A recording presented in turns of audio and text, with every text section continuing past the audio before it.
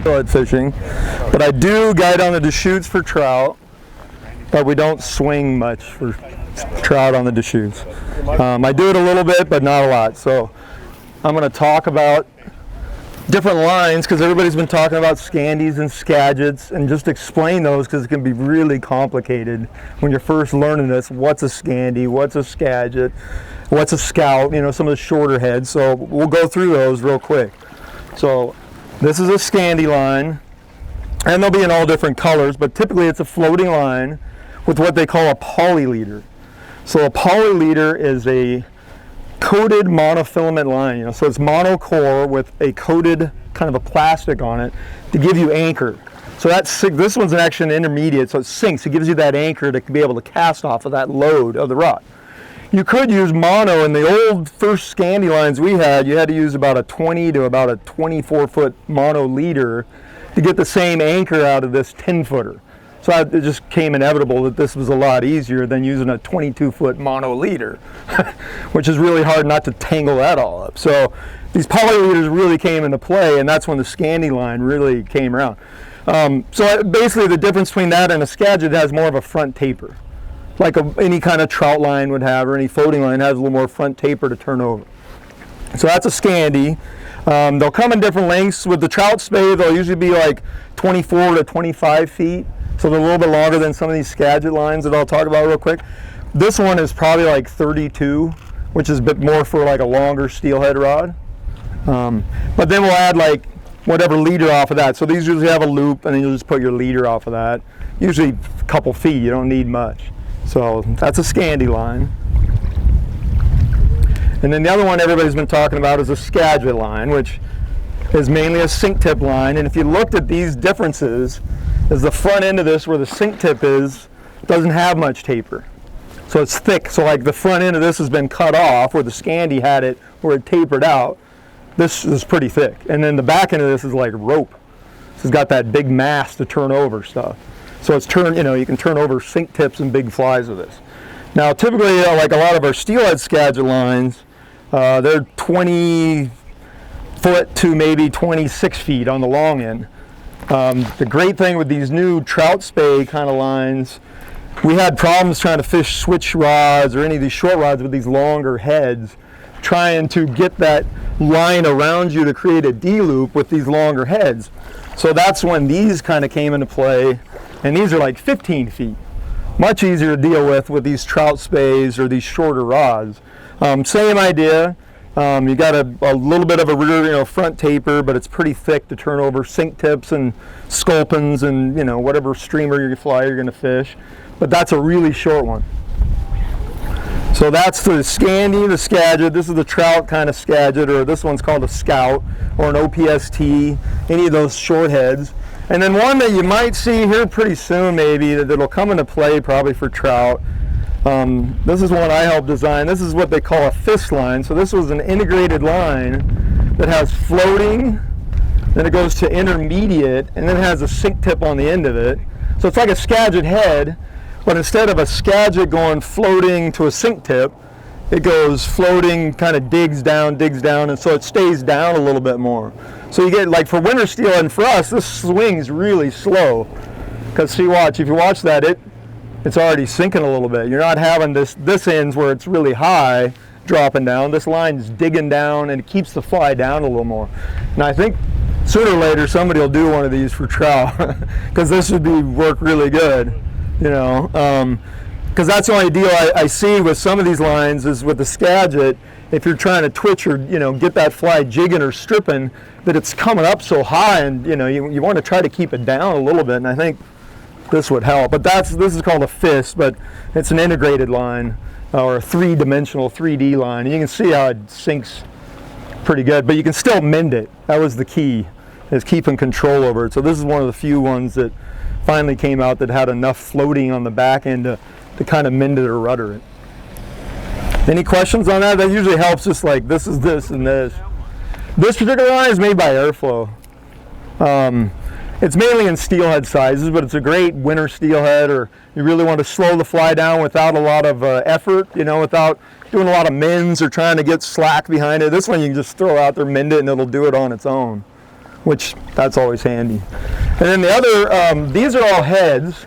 So these are all loop-to-loop, either a monofilament or some kind of shooting line, which is handy, but for trout spey, some of these integrated lines are better, and they're getting better all the time. Because if you're having to strip the head in, you got that loop, and sometimes you're always like, ah, damn loop, and it gets hung up in there quite a bit. When we're steelheading, we don't ever strip the head in unless we're done fishing or we have a steelhead on. So we always leave that loop out. But for trout spey, it's kind of handy to have these integrated lines. This is an SA line. It's what they call their Spey Light. And so it's like the Scout here. It's a short Skagit head, but it's integrated, so it's built in with the line. And this actually has a handy little marker to tell you where you're at, because you wouldn't, if it was all the same color, you wouldn't know where your loop was or anything. So this one has a mark to it where you would strip to. But that's an integrated line, so it has a running line already on it. I don't have the option to switch out. Like, that's nice for like us for steelheading. In the morning we might fish a Scandi line, floating line in the cloudy or overcast or even just no sun, and then maybe in the daytime we're fishing a Skagit because of the bright sun. So I can loop it on, loop it off like really quick. This I'm going to have an extra spool. So that's the only option, because I can carry all those and have all those different options. Just have it in my wallet or something and just pull a different line out. So that's the only issue. With trout spey, I think this is the way to go, because when you're stripping in, you can strip the head in as you're doing whatever you're doing here. You can come in and fish it pretty short without having those catching. So any questions on any of those? Now most of these sink tips are dependent on the rod, the length of the rod. So most the sink tips now are about 10 feet, and the average ones are like T11 or T10 depending on the company. We used to use, back in the day we had type 3, type 6, type 8. Well, pretty much to me type 6 and T11 are pretty similar. You can just fish shorter lengths and still get the same sink out of them. Any questions on those lines? That just helps sometimes to know what somebody's talking about, because it can get confusing. And then you talk about grain weights. Each one of these rods shows certain grain weights, where like you buy a 5-weight rod, single-handed rod, you buy a 5-weight weight forward line, you're ready to go fishing. Where this, some 5-weights might throw a little heavier, some 5-weights might, they're getting dialed in more and more, where rod companies are starting to design rods more for that line. It's getting a little more dialed in. At first, it could say it was a 5 or 6 weight, and it could be almost a 7 weight or something. It could be heavier. You'd have to put a heavier line on it to get it to cast. That's about it on that. I'm going to talk a little bit on casting, and this is a perfect situation. In these kind of conditions, to do a snap tee or a double spey, since you're tied up to the bank. When I'm winter steelhead fishing, this happens a lot. We have a lot of willows right here. And so you can't let your D-loop go back too far. And the only way you can do that is you'll have to lift your rod almost this way and do a snap tee out here. And then if you came around, this wind's not going to help. But then my D-loop's never going to get into those willows or grass. Of course, now I got downstream wind. But just to do that, instead of doing a snap tee like this, because see how close this is, if I go back, it's going to be right in the bad spot. So I just want to make sure I put that out a little farther. So I want the fly, where that yarn is, to be out there a little bit farther. So instead of being like right in here, I want it out there as far as I can. And that's just to get my D-loop set up where it won't get too far behind me. And so the easiest way to do that, like I said, is lift your rod here, and then I'm going to undercut it. It's going to land right there, and then I can sweep around and load without really ever getting behind me, and that helps a lot. It can be frustrating doing some of these casts, and you're like, God, I'm in the bushes again. And that's just a quick little trick to, it's not that there's any right or wrong, it's just this will just equal more back behind me, and all I have to do is cut it a little sooner, and if I lift my rod a little bit this way, now I cut it, it's out there, and I can come around no problem and put it right out.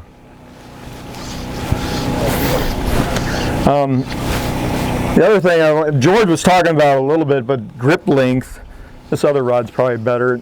These shorter rods, the grips, going to be shorter. With these shorter lines, you have a shorter stroke on casting. So back in the day when we threw long, big 14-foot, 15-foot 10 weights, the grip was like this, And you kind of had to get yourself kind of ready to throw this thing, because you had to get it back to here to be able to cast that thing. Well, now these lines are so short, the handles are so short. I usually go like this. If I can put my arm like this, that's where I want my grip for this, at least this rod, because that way I can keep it in, because this is a short head. So if I want to keep this in, keep my elbow in, I don't want to get it out here too far, because as soon as you start getting it out here, a lot of times you'll do this, too much top hand. And we want that lever.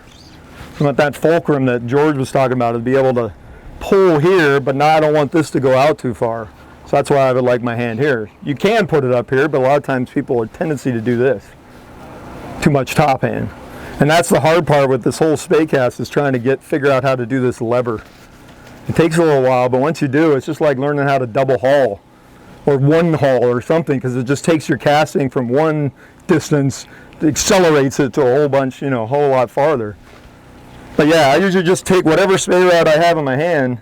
I'll just kind of keep my elbow in and try that. I mean, I've done it where it was clear down here. I'm actually left-handed. I cast right a lot. I just decided to teach myself to cast right, because everybody I teach is right-handed most of the time. What happened when I started, I was like, oh, you do the Spey cast like this, and you do it with my left hand on top, and I would hand it to the person I was teaching, and they would go left hand on top, try to do it. I'm like, I thought you were right-handed. They're like, well, you did it left-handed. Like, it's too confusing. So I switched. Cack-handed's a good way to cast, but I just cast right-hand on this side and left hand, on the other side. But yeah, grip is important. Like I said, this rod, if you looked at the grip, see, look how much difference I got here. So this is a micro Spey, Winston micro Spey, 4-weight, and this is a Winston 7-weight, which is more of a steelhead rod. But see, look at the cork difference. So, and this is a shorter head, so I can keep my hand here. And this one's another head it's pretty short, but this rod's quite a bit longer. So sometimes I want my hand up there a little ways, so I got a little more lever to move that little bit longer head around me. So we'll do a couple casts with this. And any questions on any of that? Nothing. Learned everything. I'm so confused now. So this will show that snap tee a little better, because it's a little longer head. So this is 20 feet, but sometimes you can watch this. This will move a little more, and then I can put it out there, and then sweep around and go out. So the couple parts that are important with that is getting that anchor in the right spot. Like I said, when you're tight to the bank, we want to make sure we get it out. And then the second part to me is getting that load. And there's something I always watch for is, see that little rooster tail that I get right there? That's something else you can watch for. So if you're getting like a rooster tail like that, it's not really loading the rod very well. You want to get like that good rooster tail.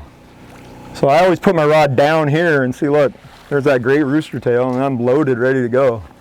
So then that last part on the lever action on that is that power point here, where you want to get right here to this key position, is a lot easier once I have the rod loaded. If I don't, then it makes it a lot harder. So one more time. So I'm going to start it up here. That way my anchor's out there. I know I'm in good shape. I have my rod down here to load it. Then I'll look for that rooster tail and then go out. Now you notice I didn't do that very fast. I let that thing stick a little bit, let it sink a little. I had a problem with these lines because I was used to throwing these longer lines that I need to let it sink a little, or I blow anchor every time. And I still do it sometimes.